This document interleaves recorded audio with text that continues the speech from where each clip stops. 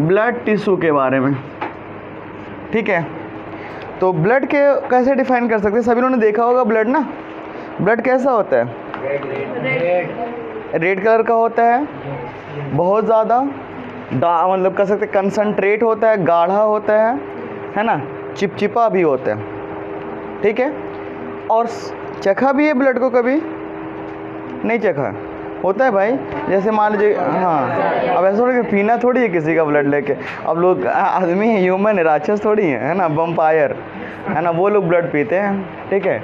तो हम लोग ह्यूमन है, मतलब गलती से कभी कभी ऐसा हो गया ना, खाना खा रहे जबान कट गया है ना, तो ब्लीडिंग होता है, या फिर मान लीजिए कभी कभी ऐसा होता है ना, होठ के ऊपर पपड़ी जम जाती है तो उसको दांत से ही नोचने लगते हैं तो ब्लीडिंग हो जाता है। तो कैसा लगा है टेस्ट उसका, हाँ नहीं पता, हाँ देखो पिया है खूब, है ना, नमक जैसा लगता है, सही कह रहे हो भाई, है ना।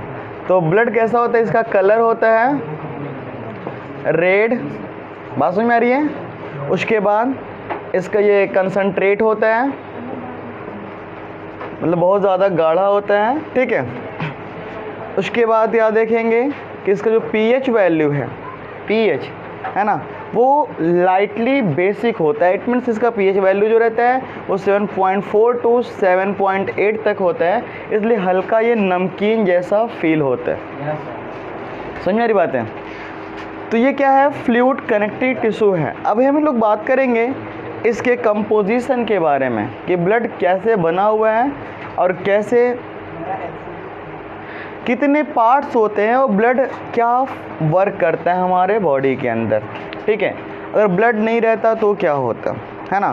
तो ध्यान समझिएगा, हम लोग ह्यूमन हैं और ह्यूमन में देखिए ब्लड सिस्टम जो रहता है ना वो दो टाइप का होता है, एक ओपन ब्लड सिस्टम होता है, क्लोज ब्लड सिस्टम होता है, ठीक है। और in human close blood system are found, close blood circulation system. It means what?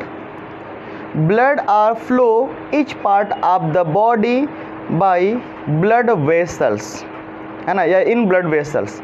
जो ब्लड वेसल्स नलिकाएं होती हैं ना, उन नलिकाओं में यानी वेसल्स में, ट्यूब्स में ब्लड फ्लो करता है, इसलिए उसको क्या बोलते हैं, क्लोज ब्लड सर्कुलेशन सिस्टम कहते हैं या सर्कुलेटरी सिस्टम कहते हैं।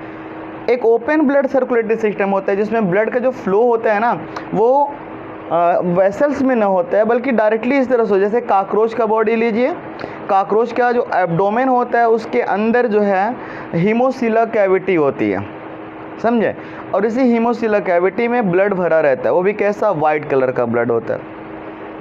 और वो एलरी मसल्स, बिकॉज वो न्यूरोजेनिक होता है, उसका हार्ट जो, हार्ट तो होता नहीं है, हार्ट लाइक स्ट्रक्चर होता है जिसमें 13 चेम्बर होते हैं। मतलब ऐसा मिला कर अगर हम बोलें कि काकरोच का हार्ट में हाउ मेनी चेम्बर, तो आंसर क्या होता है इसका, 13 चेम्बर। हम लोग के हार्ट में कितने चेम्बर हैं, ओनली 4 चेम्बर है, बात समझ में आ रही। तो उसमें एलरी मसल्स होता है और वो न्यूरोजेनिक होता है। इट मीन्स जो एब्डोमेन रहता है ना उसी एलरी मसल से वो मतलब सिकुड़ता हुआ फैलता है, और जिससे ब्लड क्या होता है बॉडी के हर भाग में ट्रांसपोर्ट होते रहता है। और ब्लड का ट्रांसपोर्टेशन बहुत ज़रूरी है बिकॉज ये nutrient, excretory product as well as गैसों, जो गैसेस हैं इन सबको ट्रांसपोर्ट करता है one place to another place, ठीक है। तो हम लोग के बॉडी में कैसा है, क्लोज ब्लड सर्कुलेटरी सिस्टम है। इट मीन्स जो ब्लड का फ्लो होगा वेसल्स में होगा, और जो ब्लड वेसल्स होते हैं, ब्लड वेसल्स मतलब इसका मतलब होता है blood flow one part two another part, ठीक है, थ्रू ब्लड वेसल्स। ये ब्लड वेसल्स, और ब्लड वेसल्स को हम दो पार्ट में डिवाइड कर देते हैं। एक पार्ट जो रहता है वो कहलाता है आर्टरी, और सेकेंड पार्ट जो रहता है वो क्या कहलाता है, वेन कहलाता है। तो अभी हम लोग यहाँ पे ये पाथवे दिखा रहे हैं कि ब्लड कैसे फ्लो करता है, बट हमको जानना है मेन क्या, कंपोजिशन ऑफ ब्लड, ठीक है, कंपोजिशन ऑफ ब्लड, ठीक है। तो समझिए ध्यान से, ब्लड कंफर्म हो गया ना। ब्लड क्या है, मतलब इन ह्यूमन बॉडी या इन एनिमल, देखिए सारे एनिमल्स में ब्लड तो होता नहीं है, पहले ये जान लीजिए, ठीक है। जैसे अगर हम अभी एनिमल किंगडम में आप लोग पढ़ेंगे, अगला चैप्टर जो है इसमें पढ़ाया जाएगा कि एनिमल किंगडम को कुल 10th फाइलम में डिवाइड किया गया है, जिसमें एक फाइलम है पोरीफेरा, सिलेंट्रेटा, प्लेटीहेल्मिन्थीस, एस्केलहेल्मिन्थीस। इन 4 फाइलम के जो एनिमल्स होते हैं उसमें ब्लड सिस्टम नहीं होता। एनिलिडा में फर्स्ट टाइम ब्लड सिस्टम बना था, लेकिन उस ब्लड सिस्टम में क्या देखेंगे, जो ब्लड पाया जाएगा ना उसमें आरबीसी एब्सेंट होता है, आरबीसी नहीं होता, रेड ब्लड सेल्स नहीं होता, लेकिन उसका ब्लड लाइटली रेड दिखाई देता है, बिकॉज हीमोग्लोबिन वो आरबीसी में नहीं होता है, बल्कि कहाँ हो जाएगा, ब्लड प्लाज्मा में होता है, ठीक है। उसके बाद आर्थ्रोपोडा आइए तो उसमें कैसा होगा, वाइट कलर का ब्लड होता है। उसके आगे जाते हैं मोलस्का है, ठीक है, उसमें लाइटली ब्लू और कह सकते हैं कि वाइट कलर का ब्लड होता है ना, हल्का नीला होता है, जो प्रेजेंस ऑफ गिर गया क्या थी माइक, कब गिरा जी अभी उसमें बहुत सारे रिकॉर्ड भी नहीं हुआ होगा ना। अच्छा सही से, ठीक है। तो अभी देखते हैं हम लोग ना कंपोजिशन ऑफ ब्लड क्या है, कि ब्लड कैसे कैसे बना है। तो उसको देखिए सीन करने के लिए ना हम लोग क्या कर सकते हैं, 1 ड्रॉप हम ब्लड ले रहे हैं, ठीक है, 1 ड्रॉप को, और इसको किसी ग्लास के ऊपर, यानी जो कांच होता है उसके ऊपर रखेंगे, क्योंकि अगर आप कागज़ पे रखेंगे तो ये तो एब्जॉर्ब हो जाएगा ना, सूख जाएगा, ठीक है। तो कांच पे उसको एब्जॉर्प्शन नहीं होगा, इसलिए प्योर दिखाई देगा। After some time we can see blood are divided into 2 parts. एक नीचे का भाग देखेंगे बहुत ज़्यादा गाढ़ा हो जाएगा और रेड कलर का दिखाई देगा, ऊपर जो रहता है वो हल्का पतला यानी कि पानी जैसा दिखाई देगा और हल्का पीला दिखाई देता है। बात समझ में आ रही है। इस तरह से ब्लड में कितने पार्ट हो गए, मत बात करिए, सुनिए ध्यान से, ठीक है जी।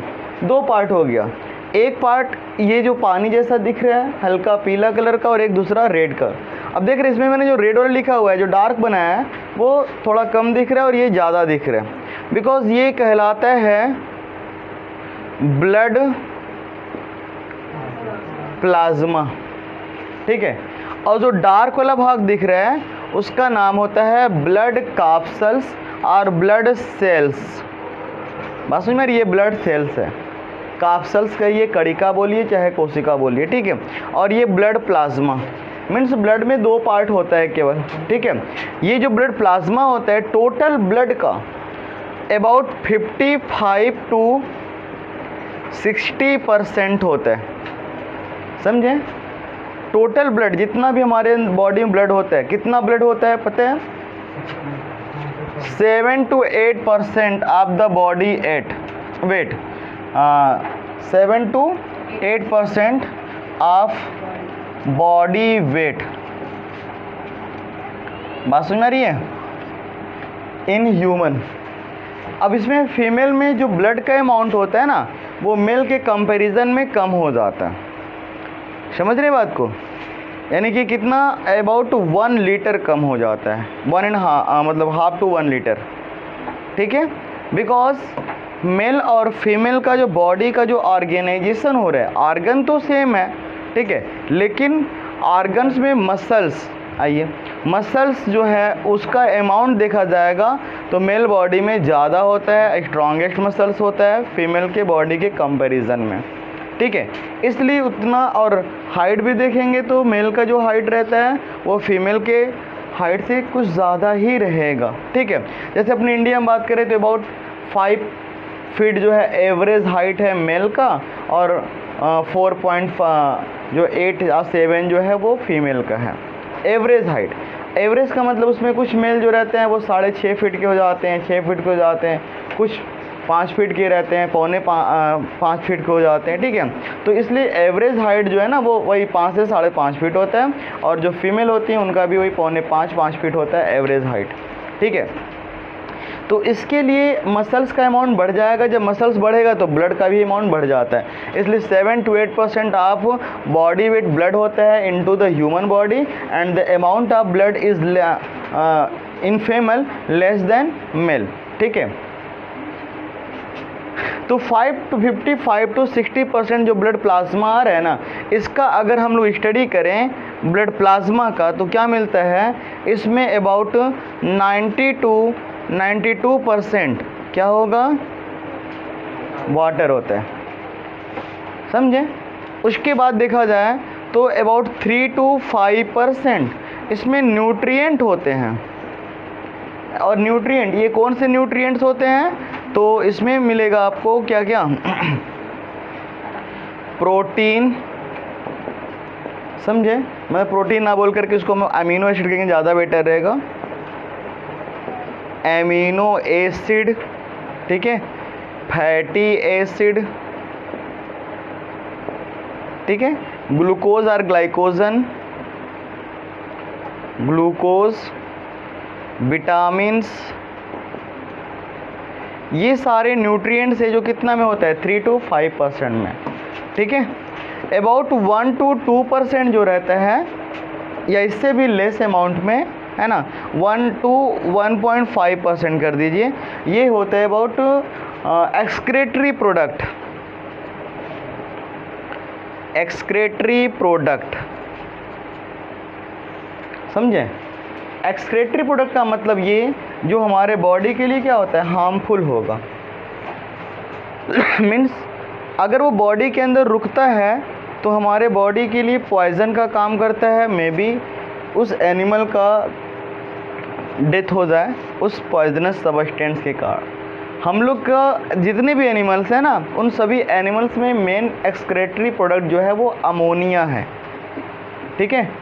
लेकिन अब एनिमल के बॉडी के ऊपर डिपेंड करता है कि वो कौन से उसमें आर्गन्स हैं या फिर अमाउंट ऑफ वाटर, इसकी अवेलेबिलिटी के बेस पर अमोनिया का जो एक्सक्रेशन होता है बाय द एनिमल वो कई मेथड में हो जाता है। कुछ ऐसे एनिमल होते हैं जो डायरेक्टली अमोनिया को बॉडी से बाहर निकाल देते हैं, ठीक है। कुछ ऐसे भी एनिमल्स होते हैं जो जिनके बॉडी में बहुत ज़्यादा लैक हो जाता है ऑफ द वाटर, देन वो क्या करते हैं, यूरिक एसिड का फॉर्मेशन कर लेते हैं।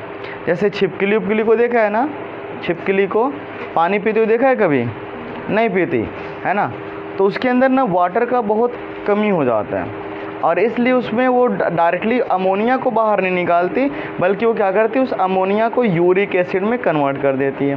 बर्ड्स भी वही काम करते हैं, बहुत ही माइन्यूट यानी बहुत ही कम पानी पिएंगे और इसलिए उसके अंदर भी यूरिक एसिड जो बन जाता है और वो अपने वेस्टेज के साथ ही उसको बॉडी से बाहर निकालता है। बट हम मैमल्स के बारे में बात करते हैं। मैमल्स जैसे गाय, भैंस, घोड़ा, गधा, मनुष्य जो भी है, ये सब ना तो यूरिक एसिड फॉर्म के फॉर्म में एक्सक्रेशन करते हैं ना अमोनिया, बल्कि इस अमोनिया को चेंज कर देते हैं इनटू यूरिया, समझे। इसलिए एनिमल क्या हो जाता है, यूरियोटेलिक हो जाता है। लेकिन हाँ, अगर हम ह्यूमन हैं, अगर हम बहुत कम अमाउंट में पानी पी रहे हैं या कुछ हमारा बॉडी के अंदर जेनेटिकल डिसऑर्डर आ गया या जो हार्मोन्स चाहिए, एंजाइम चाहिए, वो नहीं बन पाया, उस कंडीशन में कुछ अमाउंट में यूरिक एसिड भी बनने लगता है, समझे। और जब यूरिक एसिड बनेगा तो वो यूरिक एसिड हमारे किडनी से छन नहीं पाता है और वो ब्लड के थ्रू जा कर के मसल्स एंड बोन्स, जो हमने कनेक्टिंग टिश्यू पढ़ाया था, लिगामेंट, टेंडन, इन सब के बीच में जाके स्टोर होना शुरू होता है और जिससे क्या होगा, उस ह्यूमन को पेन, बहुत ज़्यादा पेन होता है, समझे। उठने बैठने में, चलने में बहुत दिक्कत होता है। इसलिए हमें पर डे मिनिमम 5 लीटर तक यानी 4 to 5 लीटर पानी पी लेना चाहिए, क्योंकि ये एक्सक्रेशन करने में बहुत ज़्यादा हेल्प करता है और हमारे बॉडी के एनर्जी को एक्टिवेट करते रहता है, ठीक है। तो ये एक्सक्रेटरी प्रोडक्ट है 1 to 1.5% में।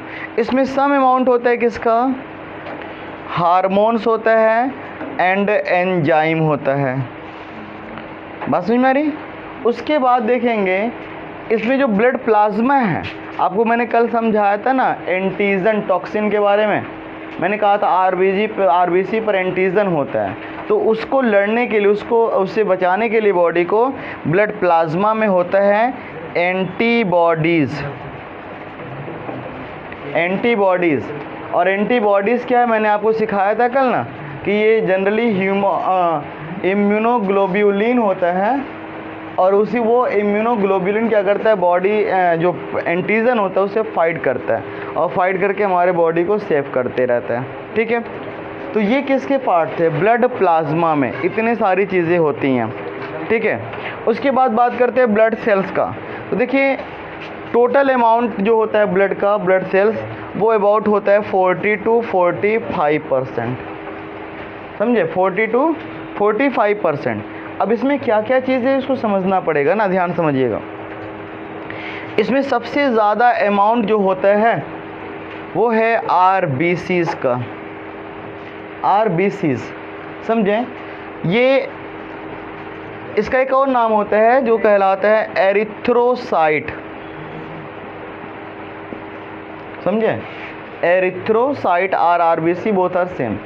और अमाउंट होता है इस 40 to 45% का अबाउट 60 to 70%, ये होता है RBC। उसके बाद दूसरा जो ब्लड सेल्स हैं वो है WBCs, बात समझ में आई, WBCs। अब इस WBCs में इसका एक और नाम होता है जो कहलाता है ल्यूकोसाइट, ल्यूकोसाइट। ठीक है, और ये बहुत ही लेस अमाउंट में होता है। इसका टोटल परसेंटेज होता है of the blood cells is 1 to 2%, और इससे भी लेस होगा। ठीक है, WBC के बाद तीसरा जो पार्टिकल है यानी कैप्सूल्स या सेल है ब्लड का, उसका नाम है प्लेटलेट्स, समझें, प्लेटलेट्स। और इसका अमाउंट होता है अबाउट 25 to 30%, और इसे भी एक और नाम से जानते हैं जो कहलाता है थ्राम्बोसाइट। बात समझ में आ रही है। तो RBC is known as erythrocyte and WBC is known as leucocyte and platelets is known as thrombocyte. ठीक है, this is the part of blood. अब एक एक करके हमको ये जानना है कि RBC क्या है, कैसा साइज़ होता है, ठीक है, क्या काम करता है, कैसे बना हुआ है, सारा चीज़ों के बारे में।